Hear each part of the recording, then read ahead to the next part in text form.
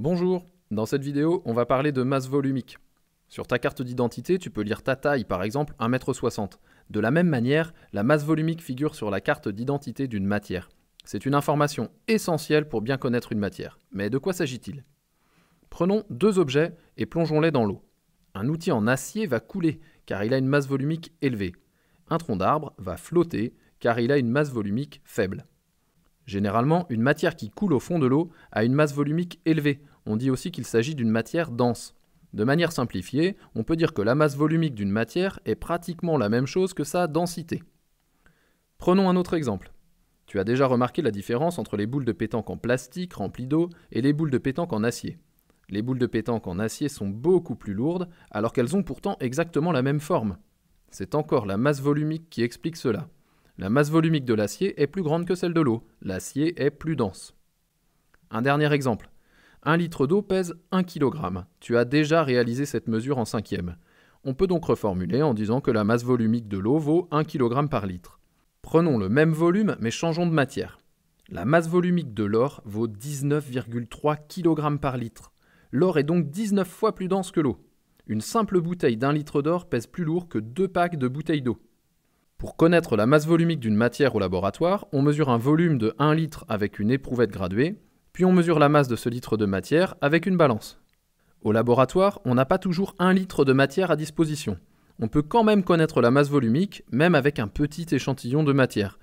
Pour cela, on utilise la relation suivante. La lettre grecque ρ symbolise la masse volumique. Pour calculer la masse volumique, il faut diviser la masse d'un échantillon de matière par le volume de ce même échantillon. Comme toutes les formules en physique-chimie, il faut faire très attention aux unités de mesure pour l'utiliser. Mais tu vas voir, c'est assez logique. Pour obtenir une masse volumique en kg par litre, il faudra s'assurer d'avoir une masse en kg et un volume en litres.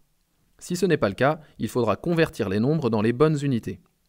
De la même manière, si tu divises des grammes par des millilitres, tu obtiendras la masse volumique en grammes par millilitre. Enfin, si tu divises des kilogrammes par des mètres cubes, tu obtiendras la masse volumique en kilogrammes par mètre cube.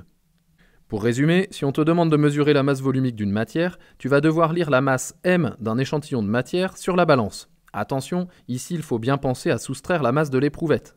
Ensuite, tu devras lire le volume v de ton échantillon sur l'éprouvette graduée.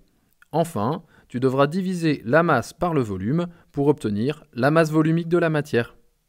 À quoi ça sert de connaître la masse volumique d'une matière? Premièrement, ça peut permettre de l'identifier.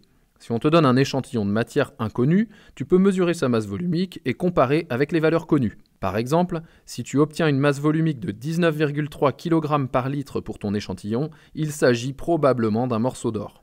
Ensuite, la masse volumique est très utile quand les ingénieurs conçoivent des objets. Dans l'industrie automobile, par exemple, on cherche généralement à fabriquer des véhicules légers. Il faudra donc veiller à utiliser des matériaux de faible masse volumique. On peut connaître la masse d'un objet si on connaît la forme de l'objet, son volume, et aussi la masse volumique de la matière qu'il compose. On va donner un exemple. Prenons une règle d'écolier. On peut facilement calculer le volume de cette règle si on connaît les dimensions grâce à la formule que tu as déjà vue en mathématiques. Ici, on va passer le calcul du volume et imaginer une règle dont le volume vaut 15 cm3. Calculons la masse de cette règle si on la fabrique en acier. On rappelle la formule de la masse volumique. Ici, on doit renverser cette formule car on cherche la masse m de la règle. La masse d'un objet est égale à la masse volumique du matériau utilisé multiplié par le volume de l'objet.